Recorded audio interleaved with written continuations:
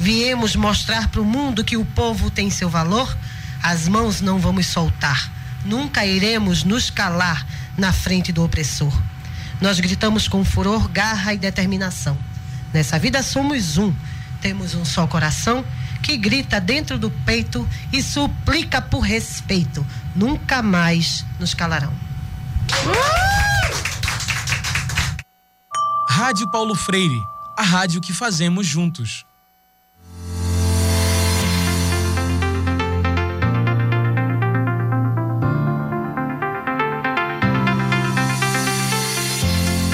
A Rádio Paulo Freire apresenta Saúde é o Tema.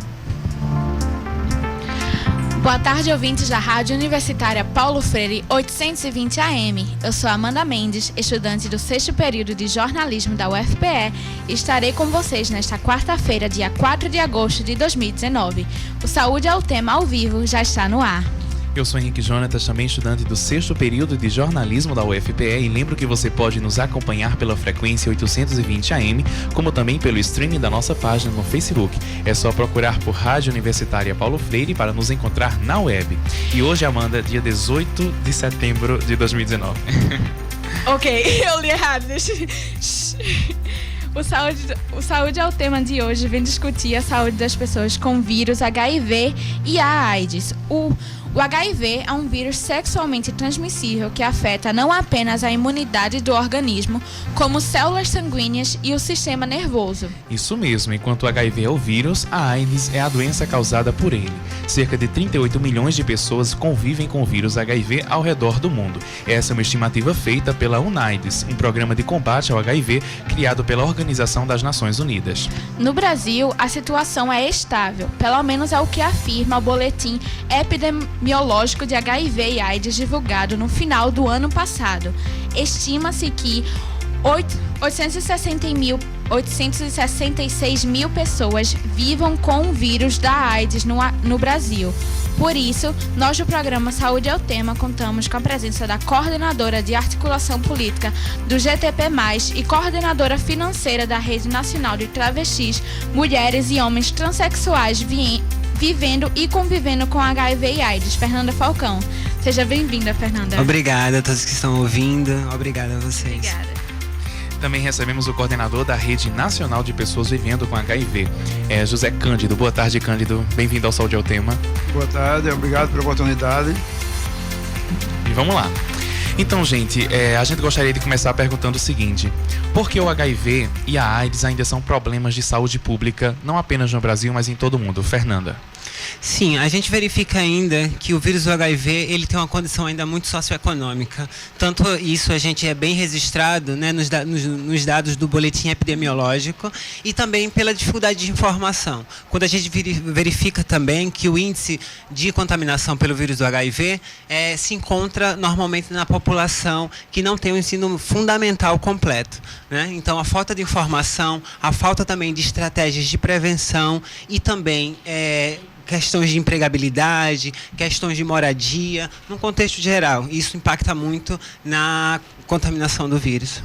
Então Cândido? tem um contexto aí bem socioeconômico, né? Porque muitas dessas questões, até de educação sexual, é ensinada na escola, mas como essas pessoas não têm acesso à educação por vários motivos, então elas se tornam mais vulneráveis à doença por causa disso, né? Isso mesmo, né? A gente verifica muito qualitativamente que a falta de informação, né, a falta também de escolaridade e também a falta de discussão dentro da nossa própria cultura impacta muito na infecção do vírus do HIV. Então, falar sobre sexo ainda é um grande tabu, mas ainda é muito necessário falar sobre isso, né?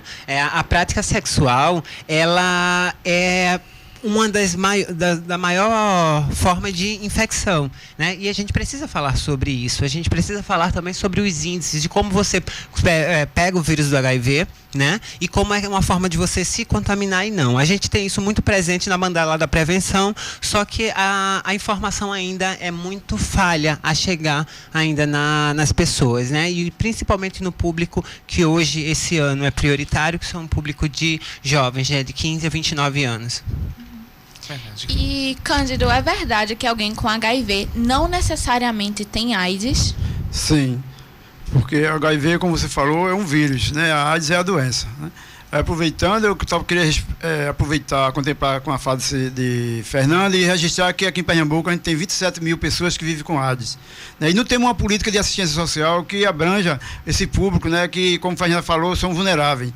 As pessoas hoje estão abandonando o tratamento por falta de passagem para ir para as suas consultas, né? Não tem comida para comer.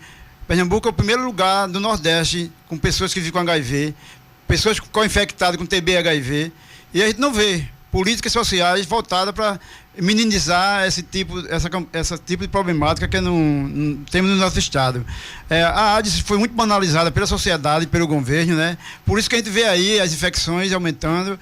Eu acho que não está, como você falou na sua fala aí, que estava estável, não está, porque cada dia nós que vivemos com HIV, estamos em serviço de saúde acompanhando pessoas e pessoas chegando todos os dias, principalmente jovens, né?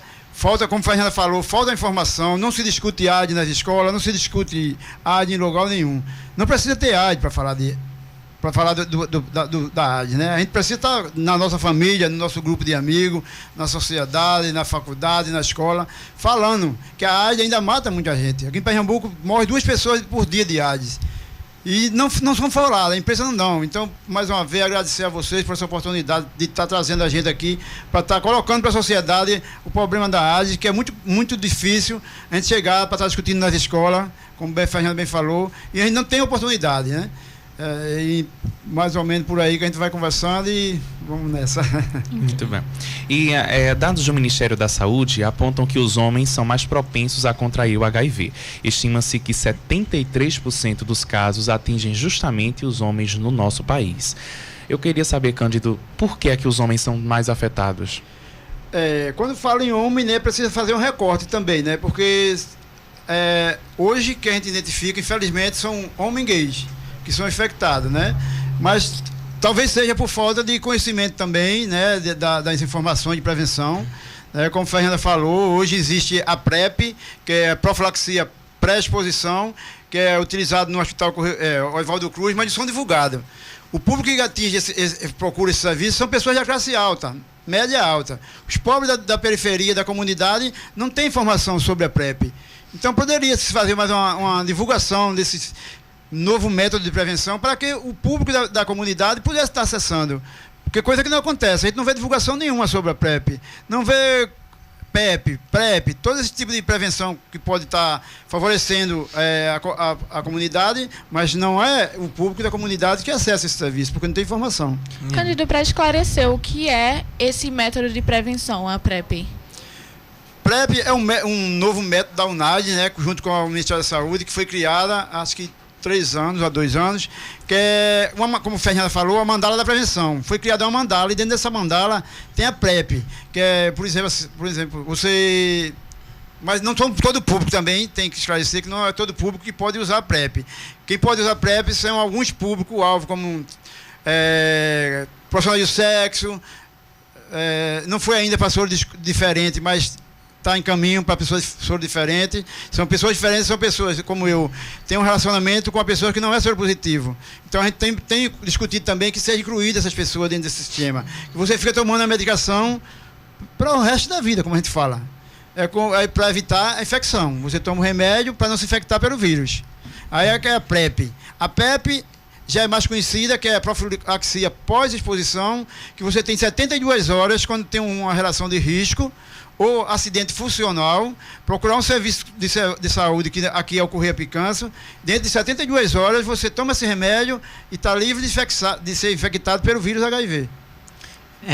Eu queria complementar, né, em relação à pergunta que foi sobre por que os homens eles são mais acometidos, né? Realmente a gente não fala muito sobre a prática sexual, e o sexo anal receptivo ele tem uma facilidade muito grande de infecção. Por quê? As células CD4, que é as células que carregam, né, que o vírus do HIV gosta mais, né, aquela ali que ela faz aquela ligação chave-fechadura, elas estão no ânus. Então, prioritariamente, a gente sabe que o sexo anal receptivo ele é bem mais fácil de infecção. Tanto é que quando a gente vai para uma estatística de de risco, né, o sexo anal receptivo ele é bem mais infectativo, né? Ele tem a facilidade por conta dessa questão. Por isso, a população de homens gays, né, e de mulheres travestis e transexuais e profissionais do sexo, né, estão incluídos na PrEP, né, que é a profilaxia pré-exposição, para poder ter essa diminuição. E também para poder contar também dentro das estratégias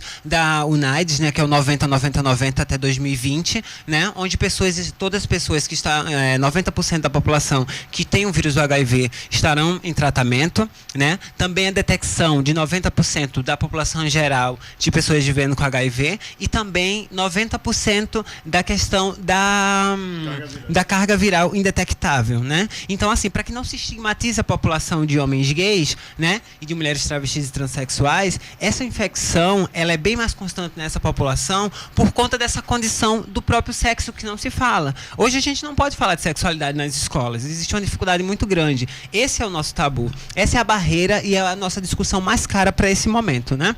Em relação também aos serviços da PrEP e da PEP, como o Cândido disse, só há 3 anos estamos discutindo a PrEP através da pesquisa do INPrEP, né, que está pela Universidade, pela Fiocruz, Rio de Janeiro, né, onde colocou uma pesquisa aqui no Hospital Oswaldo Cruz e também pelo PrEP SUS, onde estão atendendo públicos-alvos. E esses públicos-alvos aí a gente já fica um chamado, né, para essa população. Mulheres travestis transexuais, homens gays e outros HSSHs, homens que fazem sexo com outros homens, né? É uma política de 2004 do Ministério da Saúde, que traz mais para próximo do processo de saúde essas populações, tendo em vista que essas populações são muito mais impactadas pelo vírus do HIV. Muito bom. E o que é que significa ser soro positivo, Fernanda? Significa você ter o vírus do HIV na sua corrente sanguínea, né? Você ter, no caso, a síndrome da imunodeficiência instalada nas suas células. Muito bom. Eu queria saber, Cândido, como é feito o teste do HIV?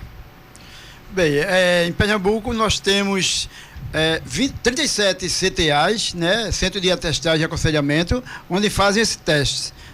Então, cada pessoa de suas comunidades, se estiver interessado, procurar esse serviço.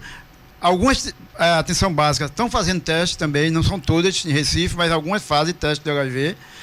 E, a partir daí, mais provável que seja feito também será no CTA.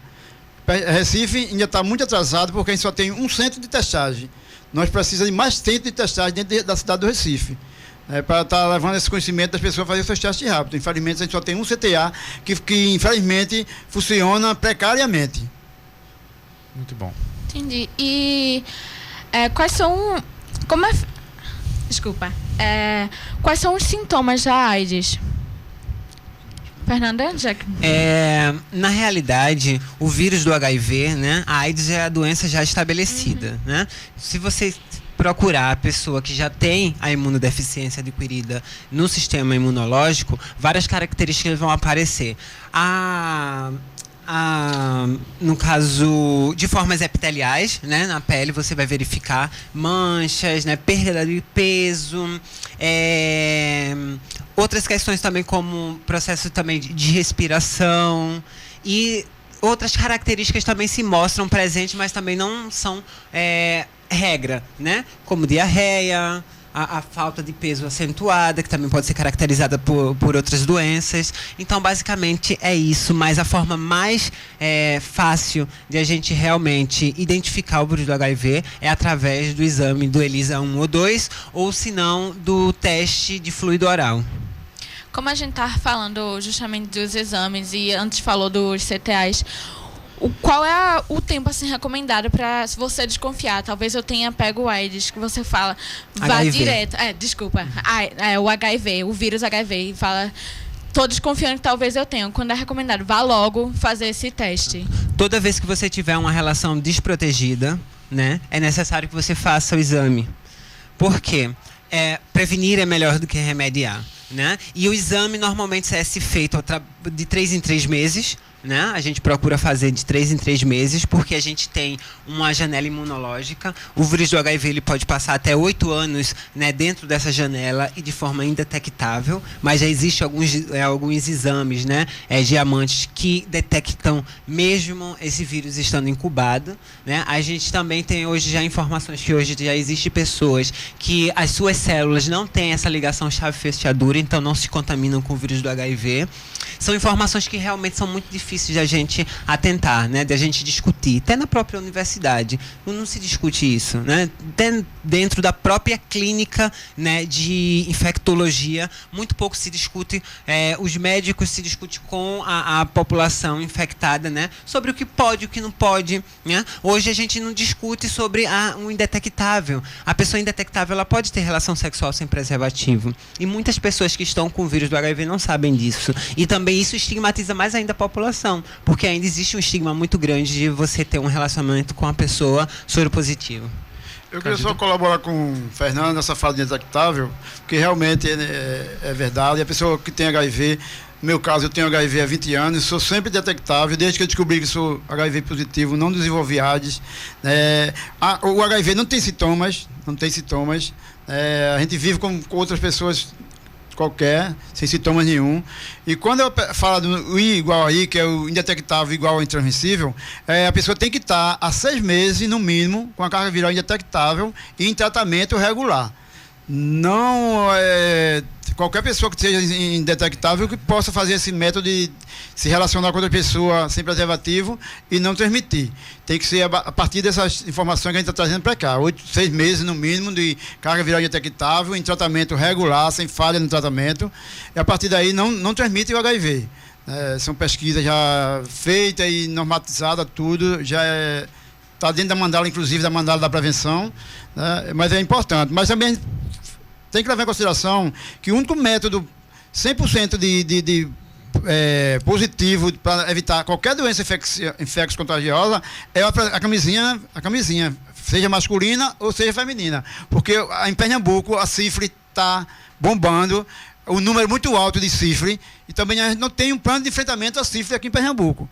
As pessoas se preocupam muito em falar: vou me usar camisinha para não pegar AIDS. Mas pode pegar uma gonorreia, pode pegar uma sífilis. Tá? A PrEP, a mandala da prevenção, os métodos só previnem do HIV, não previnem das outras infecções oportunistas, sexualmente transmissível, né? Então a gente tem que estar bem ligado, porque eu já tive fala de pessoas, eu usando a PrEP, eu estou livre das outras, eu estou livre de qualquer infecção sexualmente transmissível. E não é assim. A PrEP só evita que você seja infectada pelo vírus HIV. Tem outras infecções ISTs que você pode... Para se prevenir de tudo é com a camisinha mesmo. A camisinha, sendo feminina ou masculina. Muito bem, a gente vai precisar fazer um intervalo, mas antes gostaria de lembrar que amanhã, dia 19 de setembro, é a data que marca o aniversário de Paulo Freire, o educador pernambucano que dá nome à nossa rádio faria 98 anos nesta quinta. Por isso, para celebrar essa data, aqui no Saúde é o Tema, pedimos para a professora do curso de Terapia Ocupacional da UFPE, Daniela Gontijo, relembrar a influência do pensamento freiriano no campo da saúde. Vamos ouvir. Olá, meu nome é Daniela Gontijo, sou professora do curso de Terapia Ocupacional da UFPE e do programa de pós-graduação em Saúde da Criança e do Adolescente. Nesta semana em que comemoramos o aniversário de nascimento de Paulo Freire, eu gostaria de ressaltar a importância desse educador no contexto da área da saúde. Desde a década de 70 que os profissionais de saúde têm contato com obras de Paulo Freire, especialmente Pedagogia do Oprimido, que nos auxilia a pensar e a defender a saúde enquanto um direito de todos. A utilização do referencial de Paulo Freire na saúde nos ajuda a construir relações entre os profissionais e os usuários que sejam pautadas pelo respeito, pelo diálogo e pela valorização do conhecimento de todos. É importante ressaltar que a obra de Freire subsidiou, inclusive, a elaboração de uma política pública de saúde, a política de educação popular em saúde, promulgada em 2013. Nesta política que norteia a assistência aos usuários e a formação de profissionais da área da saúde, são expressos alguns princípios que se subsidiam na obra de Freire. Entre esses princípios, eu gostaria de destacar a compreensão de que as ações dos profissionais junto à população devem ser pautadas pelo diálogo, pela amorosidade, enquanto um comprometimento dos profissionais com os usuários e também pela problematização da realidade vivenciada e a construção compartilhada de conhecimento. A leitura de Freire e principalmente a sua materialização através de ações nos contextos dos serviços de saúde nos ajuda, enquanto profissionais, a pautar as nossas ações na luta pela defesa de uma sociedade mais justa, no qual todos e todas tenham direito à saúde. Muito bem, você está ouvindo Saúde é o Tema, são 12 horas e 26 minutos. A gente faz agora uma pausa e já voltamos na Rádio Universitária Paulo Freire, a rádio que fazemos juntos. ZYI 775, Rádio Universitária Paulo Freire, AM 820 kHz, uma emissora da Universidade Federal de Pernambuco. Olá, eu sou o Arthur Ortemblad e quero convidá-los para ouvirem o programa Musicac, Música da UFPE, todas as quartas-feiras, à 13h, na Rádio Paulo Freire. Vamos ouvir agora Daniela Tavares. Ela é terapeuta ocupacional e membro da Cátedra Paulo Freire. Ela fala sobre a esperança no pensamento freiriano. Quando ele escreve a obra dele, lá na década de 60, ele vivenciava cenários também muito complicados. Ele nos possibilita perceber um inédito viável, que é um conceito dele, um inédito que é possível e que caminho seguir. E ele vai defender que é justamente com a educação, não necessariamente somente a educação que se dá na escola, mas principalmente a educação que se dá em todas as relações que a gente estabelece. Então, eu, enquanto profissional de saúde, na educação com o meu sujeito, na interação, porque para Paulo Freire a educação é interação, é relação, é conhecimento, é praxis, é ação e reflexão, e é principalmente transformação. Então, é nessa interação, é nessa união de forças que a gente vai conseguir lutar contra o cenário que a gente está vivendo, que é de desumanização, no sentido contrário do que defende a pedagogia Paulo Freire. Então, ele é para a gente fonte de esperança, para a gente poder continuar lutando por esses direitos. Rádio Paulo Freire, a rádio que fazemos juntos.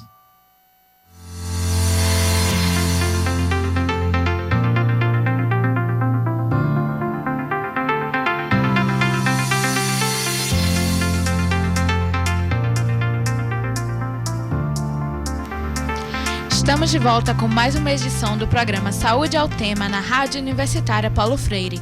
Hoje conversamos sobre HIV e AIDS. Aqui no estúdio contamos com a presença da coordenadora da articulação política do GTP+, e coordenadora financeira da Rede Nacional de Travestis, Mulheres e Homens Transsexuais Vivendo e Convivendo com AIDS e com HIV e AIDS, Fernanda Falcão. E também já recebemos o coordenador da Rede Nacional de Pessoas Vivendo com HIV, José Cândido. Não podemos falar de HIV e AIDS sem falar de preconceito com pacientes HIV positivos e a exclusão social que isso ocasiona. E é justamente isso que revela uma pesquisa do Ministério da Saúde com 8.000 brasileiros. Cerca de 22% dos entrevistados disseram que não comprariam legumes ou verduras em um local onde trabalha um funcionário com HIV. Outros 13% afirmaram que uma professora com AIDS não pode dar aulas em qualquer escola. Por isso, eu gostaria de perguntar, Cândido, por que tanto preconceito com as pessoas soropositivas? Infelizmente, como a gente falou, é falta de informação, porque eu fico até muito triste quando se sai uma pesquisa dessa maneira, porque eu vivo com HIV, como eu falei, há 20 anos, tenho enfrentado vários preconceitos, e um grande problema que causa a pessoa e a morte não é nem a AIDS, é o preconceito. Porque a gente tem feito algumas discussões no nosso movimento que dizemos viver com AIDS é possível, mas com preconceito não. Porque o estigma é muito grande que a gente carrega nas costas, não gosto de usar esse nome, mas eu vou falar, que é o algoético. As pessoas não têm como se colocar com as pessoas que vivem com HIV. Nós merecemos respeito, as pessoas que vivem com AIDS merecem respeito. Eu sou igual a qualquer um cidadão, eu sou Cândido, eu não sou HIV positivo, eu não sou AIDS. Eu sou José Cândido da Silva, que tem RG, tem identidade, e quero ser respeitado como qualquer outra pessoa que não tem HIV. E isso é uma grande problemática também do gente do movimento, porque as pessoas estão deixando de tomar medicação, estão deixando de ir para o serviço de saúde por causa desse preconceito, levando até a morte das pessoas, porque as pessoas se escondem. E o pior preconceito é quando surge de dentro de casa da família. A família, quando sabe que a pessoa é gay, soro positivo, joga na rua, não quer saber. Então a gente precisa também realmente do espaço como esse e outros para estar discutindo tanto a questão da AIDS como o preconceito que as pessoas enfrentam. Porque é difícil viver com os preconceitos nas costas da gente. Como eu repeti, vivo com HIV há 20 anos, não tenho problema da minha saúde, vivo muito bem, posso trabalhar, posso fazer o que for preciso. Mas quando eu me deparo com uma pessoa me olhando diferente, isso a minha autoestima cai e muito. Então é muito preocupante um tipo de pesquisa desse, depois de a quarta década já da AIDS, que a gente vamos entrando, ter pessoas ainda que pensam dessa maneira, que um professor não pode dar aula porque tem AIDS, não pode comer uma comida da minha mão porque eu tenho AIDS. Gente, isso já é ultrapassado. A sociedade precisa abrir os olhos para esse tipo de colocações que fazem. Procure se informar melhor. Que é um tabu muito grande de... É um tabu e é um mito de achar que só de estar no mesmo ambiente com uma pessoa com AIDS você vai pegar também, que essa não é a forma da infecção da doença. E até outra pesquisa mundial revela um dado alarmante que tem como causa desse preconceito. 54% das soropositivas estão muito ou um tanto preocupados com o fato de outras pessoas conhecerem seu status de HIV, com 83% alegando que isto se deve predominantemente à preocupação com a discriminação social e o estigma. Os dados são da Atlas, AIDS Treatment for Life International Survey, ou pesquisa sobre tratamento para AIDS em âmbito internacional. Fernanda, como é que a gente reverte esse quadro? Porque é um preconceito, assim, muito grande. Conversar sobre a temática, né, é o ponto inicial. A gente tem que falar sobre o HIV. A gente tem que falar sobre as formas de contaminação e de forma realmente humanizada. A gente precisa conversar que o vírus do HIV, ele tem a sua transmissão a partir de relação sexual sem prevenção, né, também de forma de mãe para filho, né, no caso da mulher que está vivendo com HIV, ou se não de uma condição de troca sanguínea, né? No caso de algum material perfuro-cortante, né? Ou também de outras condições, principalmente também relacionadas à droga. O uso do canudo para quem usa cocaína, o uso da agulha para quem usa heroína, né? Dentro de outras coisas também. A gente precisa conversar sobre as próprias estratégias de prevenção e conhecer a doença e como são as suas formas de infecção. E fora isso, a gente tem que mudar isso de forma culturalmente. Isso já está enregado já na nossa cultura, né? A cultura da não aceitação, e aí não é só a aceitação das pessoas que vivem com HIV, né? É a aceitação de qualquer uma outra minoria. A gente precisa conversar, né, sobre tratar as pessoas de forma humanizada, até porque tocar, beijar, estar no mesmo espaço, utilizar o mesmo sanitário, receber uma aula, comer uma comida de uma pessoa que vive com HIV, né, não infecta ninguém, né? Então fica aí o hashtag a AIDS não passa, né, no vento. Muito bom. E para acabarmos com esse preconceito, né, nós precisamos justamente desmistificar alguns mitos em torno do HIV e da AIDS, né? E aí a gente vai fazer agora quase que um fact-checking aqui, né, para que a gente possa ver, desmentir, né, algumas fake news que estão por aí sobre o assunto. Sim. A primeira é: o vírus é transmitido por um aperto de mão, abraço ou beijo, pelo suor? Isso é possível? Claro que não.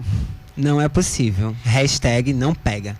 Então, até para explicar como é que o vírus HIV e a AIDS são transmitidos, para tirar de vez essa dúvida. Como o Fernando próprio falou, né, o vírus só é transmitido através de relações sexuais desprotegidas. Se você tiver relação sexual com qualquer pessoa com HIV e usou preservativo, impossível de se infectar.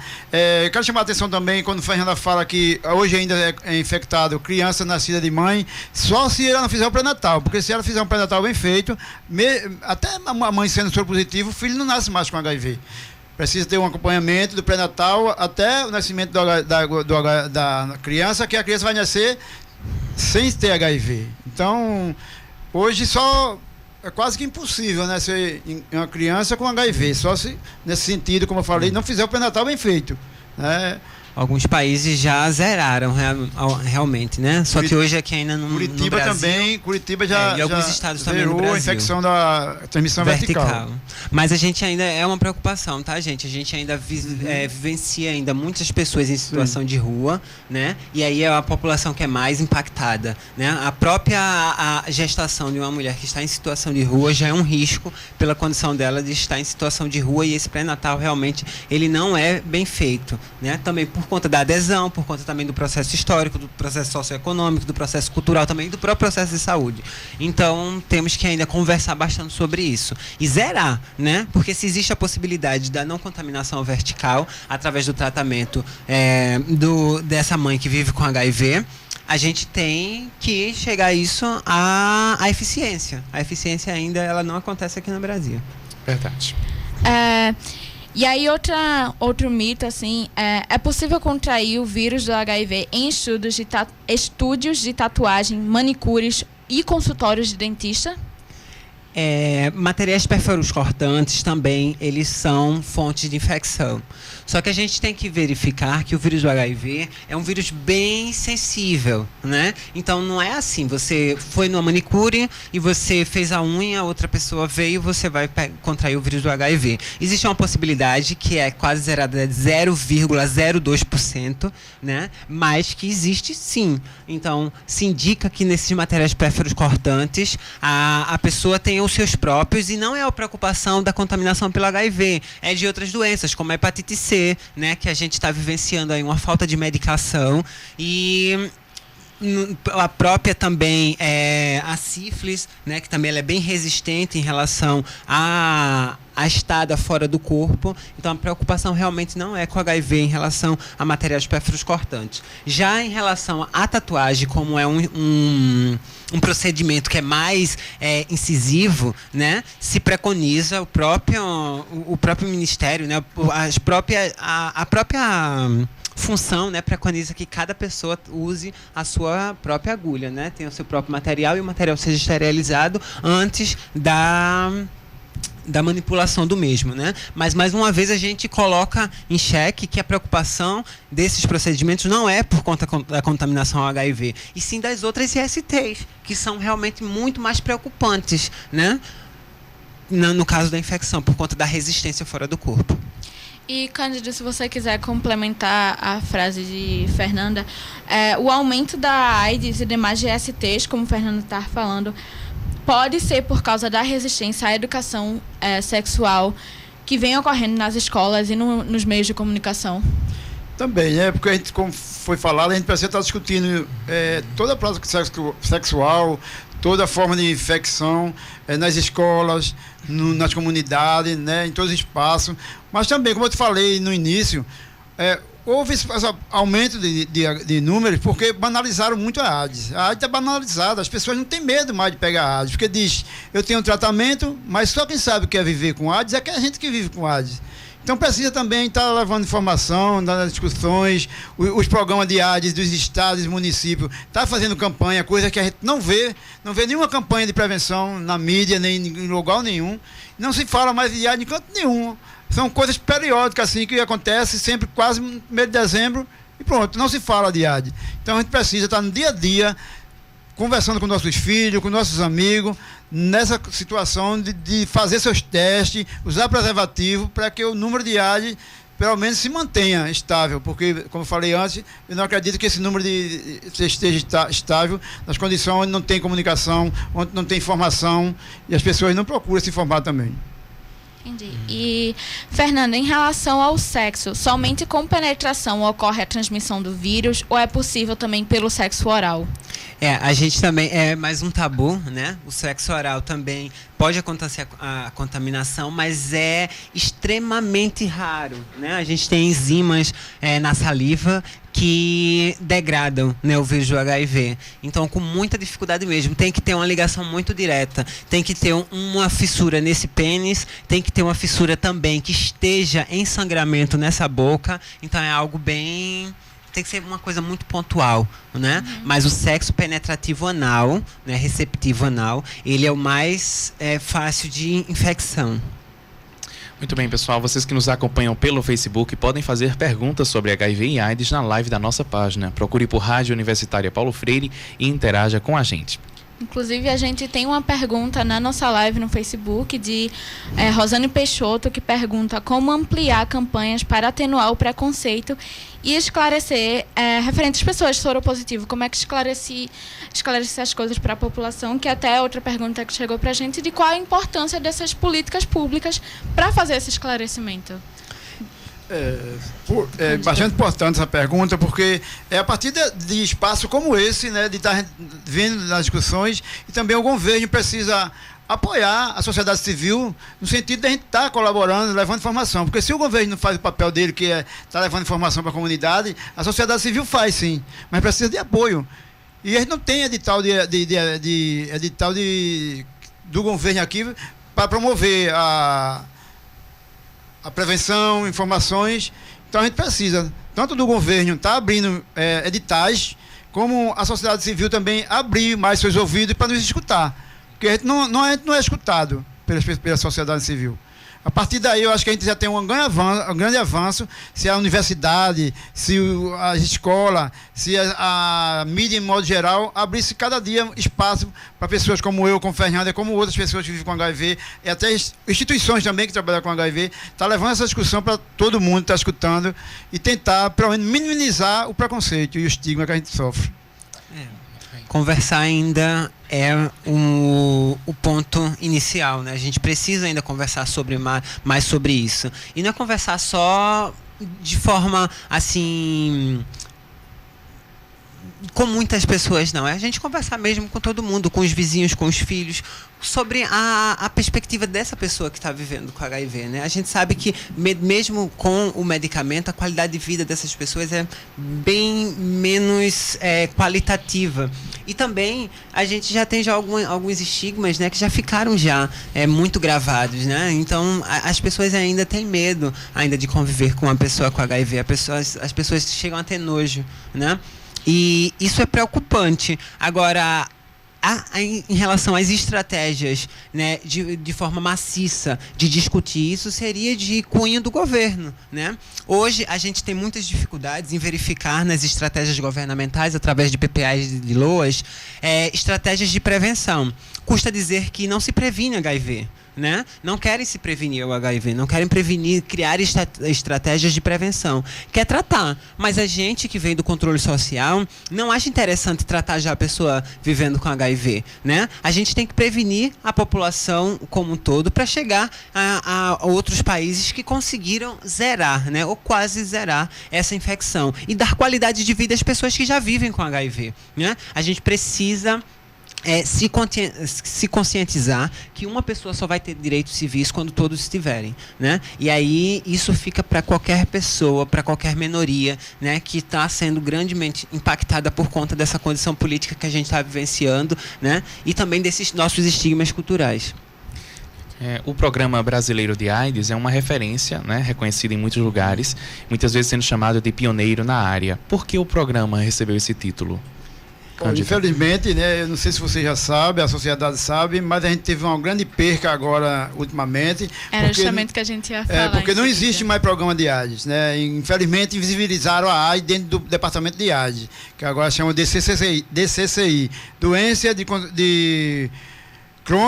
Condições Crônicas, as ISTs. Isso. Então, quando a gente não fala de AIDS, essa política fica invisibilizada. Então, isso é uma grande perca que a gente já tem, né? Que não existe mais departamento de AIDS.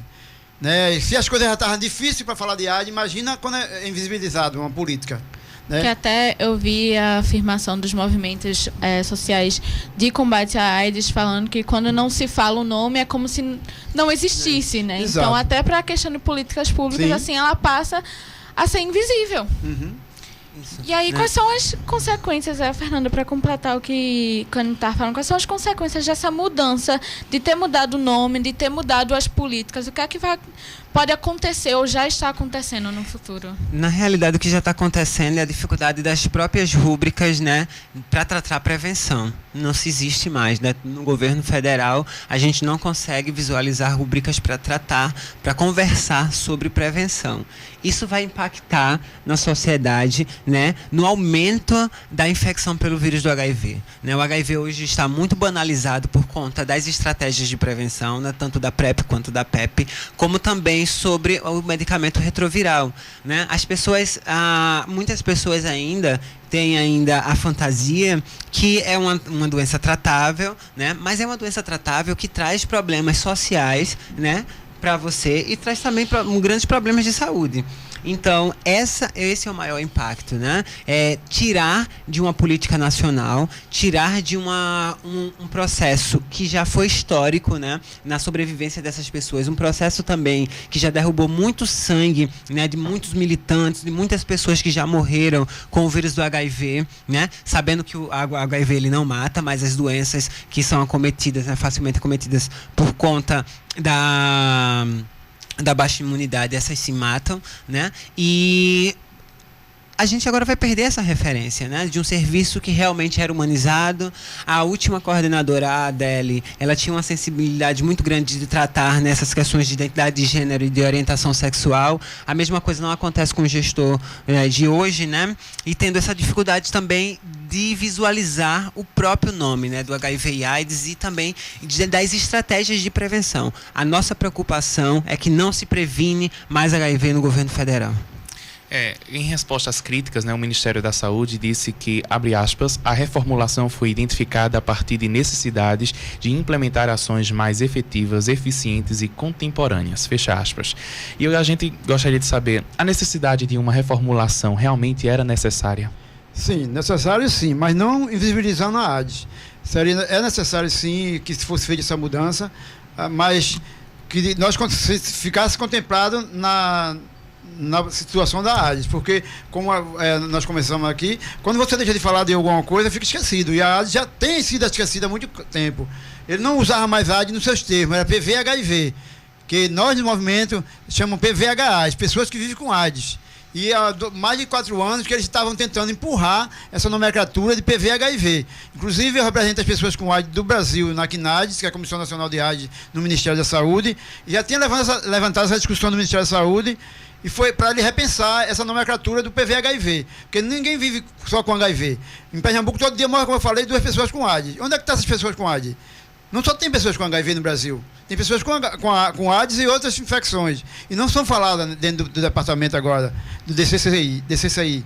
Então a gente precisa estar visibilizando, mesmo com a nomenclatura, mudança de nome, mas a gente precisa ter lá Programa de AIDS, Nacional de AIDS, de hanseníase, tuberculose e por aí vai. Mas que o foco maior seja a AIDS. Porque o maior problema das pessoas hoje é o HIV, a AIDS e a tuberculose. Como eu falei no início da nossa conversa, as pessoas morrem aqui em Pernambuco porque não tem um pão para comer, não tem uma passagem para ir no médico. Então tem que ter intercessoridade das políticas, da secretaria. Tem que trabalhar junto. Nós não temos, como eu falei, um programa de assistência social para pessoas que vivem com HIV aqui em Pernambuco. As pessoas abandonam o tratamento porque é muito difícil tomar medicamento com a barriga vazia. É muito difícil você sair, por exemplo, de Paulista para vir para o Recife fazer seu tratamento, ou na passagem de Recife são uma passagem mais cara, né? Às vezes a pessoa não tem nenhum um pão para comer. Como é que vai vir para o médico? Então o abandono também é muito alto por isso, por falta da intersetoriedade, né, das políticas trabalharem junto, né? Não é só a saúde que precisa estar discutindo a AIDS. Secretaria de Educação, Assistência Social, Direitos Humanos, toda a secretaria precisa estar levando essa discussão em conjunto. E ninguém fala. Infelizmente, quem fala um pouco ainda, que devia falar muito mais, é a Secretaria de Saúde. Mas as outras secretarias não acampam essa discussão. Então a gente precisa estar fazendo... E agora tirou o nome, né? Exatamente. Então, assim, tá ficando pior. Pior, exatamente. Né? Então é difícil mesmo estar discutindo quando... Não, pronto, a gente pode daqui uns dias não estar nem discutindo AIDS aqui, porque não se fala mais de AIDS, já não falava, não se fala hoje. No futuro não vai falar mais. Então isso, como a gente falamos, prejudica e aumenta o número de infecção. Porque se não se fala de uma coisa, não tem visibilidade. Pronto. E para ser bem clara, né? Porque assim, o travesti fala mesmo, né? Não dorme não na conversa, não. Para ser bem claro e para a população entender, né, o que isso impacta em relação ao Departamento Nacional de IST/AIDS, né? Que agora não sei se tem mais nem esse nome. Existia uma rúbrica específica, existia um recurso específico para se trabalhar prevenção, né? E trabalhar também as pessoas que já viviam com HIV e AIDS, né? Trabalhar não era dar o dinheiro à pessoa, não. Era trabalhar na compra do medicamento, nas estratégias de prevenção. Esse recurso, ele continua, mas hoje foram aderidas várias outras políticas, como a política da sífilis, hepatite B e C, né? Hanseníase, várias outras ISTs. Isso impacta muito no financeiro. O que era disposto para trabalhar a prevenção em HIV e AIDS foi distribuído para todas as outras ISTs, que não são poucas, são várias outras mesmo. Então, o que realmente impactou nessa mudança do nome foi o recurso que se tinha para trabalhar a temática. E aí a temática em todo canto, tá, gente? Nas universidades, nas escolas, nas campanhas, né? Campanhas essas que sempre foram muito difíceis de serem tratadas, né? Porque você, da sua cara, dizer que você é uma pessoa vivendo com HIV, isso já é um estigma muito grande. E aí a gente vê dados que nos preocupam quando outras populações, né, que já são estigmatizadas, estão também tendo um grande índice de contaminação. E esse preconceito transversal, como o Cândido disse, mata pessoas todos os dias. Notificados, a gente tem 2 pessoas por dia, mas subnotificados, né? Quantos são essas pessoas que estão morrendo por conta do estigma, por conta da nossa cultura segmentarista? E agora também não tem recurso para dar conta nem das pessoas com HIV e AIDS e nem das outras ISTs que eles colocaram, porque vai estar dividindo em todas elas. Não tem como dar conta de todo mundo.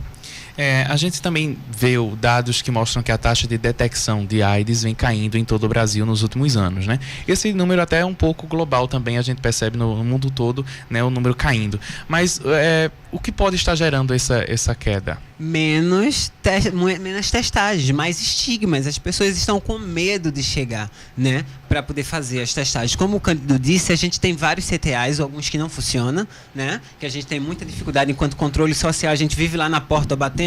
Vocês têm que fazer, vocês não estão fazendo de graça, vocês estão recebendo para poder fazer isso, e até para poder receber mesmo a pessoa. Porque uma pessoa que ela é mal atendida no primeiro atendimento, ela não volta, né? A pessoa que não tem a confiança de ir no CTA da sua cidade, ela dificilmente vai ter adesão no outro CTA, porque ela vai precisar de recurso financeiro para poder ir até esse espaço, né? E com muito medo, porque ela procura aquilo escondido. Sem falar nas políticas de assistência social, que não se tem para essa população, né? São medicamentos que não podem ser tomados sem comer, né? Que a política de assistência social era para estar acolhendo essa população e não está. Isso aí é referência em todo o Brasil, né? Dentre outras questões, a própria educação discutir isso, não é só a saúde. A saúde, ela é uma condição conjunta de várias outras questões, né? Só discutir dentro do hospital ainda é pouco, né? É muito pouco. A gente tem que discutir isso em todos os espaços. A gente tem que discutir saúde na mesinha do bar, a gente tem que discutir na nossa comunidade, a gente tem que discutir entre nossos amigos. Saúde é um complexo, é algo muito complexo, é um todo, né? E as pessoas que hoje estão morrendo com HIV e AIDS, principalmente elas estão morrendo por conta de adoecimento psicológico, né? As pessoas estão adoecendo por não ser aceitas, por serem estigmatizadas, ou se não, aquele que não aceita vai lá e mata mesmo. E aí mata na questão da honra, mata na questão da religião, mata na questão de várias outras coisas. E isso ainda é muito impactante. Custa dizer que hoje as pessoas têm medo de se autoafirmar, né? Hoje a gente não vê um número maior. Eu percebi isso nos boletins epidemiológicos, que o ano de 2018, né, teve uma queda bem acentuada, né, nos índices de HIV. Enquanto controle social, tanto nacional quanto estadual, a gente verifica que as pessoas não estão indo se testar. Nas nossas próprias bases, a gente também tem esses incentivos de testagem, né? O Grupo de Trabalho e Prevenção Positiva, que está sediado na Manuel Borba, número 545, faz a testagem de HIV, né, por fluido oral. É uma demanda espontânea, você não precisa marcar, você vai lá e faz o seu exame. Mas as pessoas entram assim, olhando para um lado e para o outro. Porque basta dizer que você foi fazer o teste, que você já está com HIV, né? Mas não é isso, gente. A gente tem que se testar, a gente tem que colocar isso como cotidiano na nossa vida, né? Então, assim, para ressaltar, os números estão abaixando não porque menos pessoas estão ficando infectadas, mas porque menos pessoas estão notificando e se testando. Isso mesmo. Vamos se testar, gente. Exatamente. E, Cândido, quais são as dificuldades das organizações de vocês, no caso da sua, né, que vão estar enfrentando nos próximos anos de governo? Bem, a partir, né, da PEC 95, né, onde congela todos os recursos para a saúde e educação, é um problema muito sério que a gente vai enfrentar, porque a gente já enfrenta dificuldade sem ter regularizado essa PEC. A partir dessa PEC tudo vai ficar mais difícil, né? E puxando também a assistência de Pernambuco, que a gente precisa melhorar muito. Os hospitais, Correia Picanço, que é um hospital de referência, nós temos um sucateamento muito grande lá dentro do hospital de Correia Picanço. Precisa melhorar o atendimento em modo geral, num hospital de internamento, não falo ambulatório, mas hospital, né, a emergência. Como a gente começou falando de preconceito também, eu queria só citar aqui que o preconceito com as pessoas que vivem com AIDS é tão grande, porque a gente tem o Setembro Amarelo, todo mundo divulga.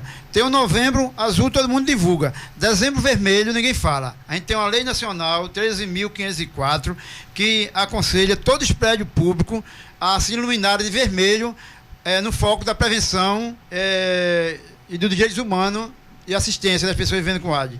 Também temos uma lei estadual 16.241 que segue também preconizando que todos os prédios sejam iluminados de vermelho, baseado em todas as informações que ela trouxe. E a gente não vê isso. Ninguém fala em dezembro de vermelho, ninguém fala dessa lei, ninguém ilumina os prédios de vermelho. Que é o básico, né? É o básico, mas você vê o preconceito que é tão grande que uma coisa simples ninguém faz. Sim, verdade. Gente, antes de finalizar, a gente gostaria de dizer que a Confeitaria Escola Cozinha Solidária do GTP+, iniciou na última segunda-feira, dia 16, as inscrições para a formação em confeitaria. O projeto beneficiará a população LGBT e pessoas vivendo com HIV e AIDS, além de profissionais do sexo. Sim. A formação tem como objetivo incentivar que participantes montem os seus próprios negócios. Além de confeitaria, os conteúdos abordados serão cidadania e direitos da população LGBT, associativismo, cooperativismo, empreendedorismo e marketing social. As inscrições seguem até o dia 27 de setembro. O curso está previsto para iniciar no dia 10 de outubro e o término ocorrerá no dia 10 de abril de 2020 com a entrega de certificados. As pessoas interessadas devem ligar para o telefone do GTP+, 81 3231 0905, repetindo 3231 0905, e agendar a inscrição com os educadores da instituição das 14 às 17 horas de segunda a sexta-feira. Então, gente, esse foi o Saúde é o Tema de hoje, que a gente conversou sobre HIV e AIDS, que aqui no estúdio a gente contou com a coordenadora de articulação política do GTP+, e coordenadora financeira da Rede Nacional de Travestis, mulheres e homens transexuais vivendo e convivendo com HIV e AIDS, Fernanda Falcão. Muito obrigada, Fernanda, por estar conversando com a gente aqui hoje. Obrigada a vocês, né? Obrigada também ao curso, né, de jornalismo, né, da UFPE, que propôs, né, essa temática, é uma temática muito cara pra gente. Queria também chamar o pessoal, tá, gente? Pra quem tiver interesse de fazer a PrEP, a profilaxia pré-exposição, sabendo que são para públicos específicos, mulheres travestis e transexuais, profissionais do sexo e outros HSHs, tá? Entre em contato com o número DDD 81, né, 97 16 12 67. 97 16 12 67 e agende a consulta, tá? Sabendo que o serviço está super lotado, só vai ter novos agendamentos lá para outubro, mas aí vocês já ligam para poder fazer estar já na lista de espera. Muito bem, muito obrigado, Fernanda. Obrigado a vocês. Também tivemos conosco o coordenador da Rede Nacional de Pessoas Vivendo com HIV, José Cândido. José, muito obrigado por estar conosco.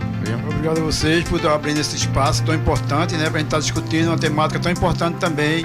Esperamos ter mais uma oportunidade, tanto com vocês aqui como em outros espaços, para a gente estar levando essa discussão da AIDS para quebrar preconceito e estigma com a gente, as pessoas que vivem com HIV. Sim, muito obrigado. Esse programa foi apresentado por mim, Henrique Jonatas. E por mim, Amanda Mendes. Na produção, Henrique Jonatas, Roberto Peixoto e Amanda Mendes. Nos trabalhos técnicos, Roberto Peixoto e Analice Barros. Nas redes sociais, Elizabeth Bandeira. Toda essa nossa equipe é formada por alunos dos cursos de comunicação social da UFPE, pois a Rádio Paulo Freire é uma rádio escola. Além disso, esse programa teve a supervisão da coordenadora operacional da Rádio Paulo Freire, Catarina Polônio, que também esteve nas redes sociais. A música tema do nosso programa é a faixa Teamwork de Scott Holmes. Nós ficamos por aqui e agradecemos pela sua companhia, caro ouvinte. Obrigada e até mais.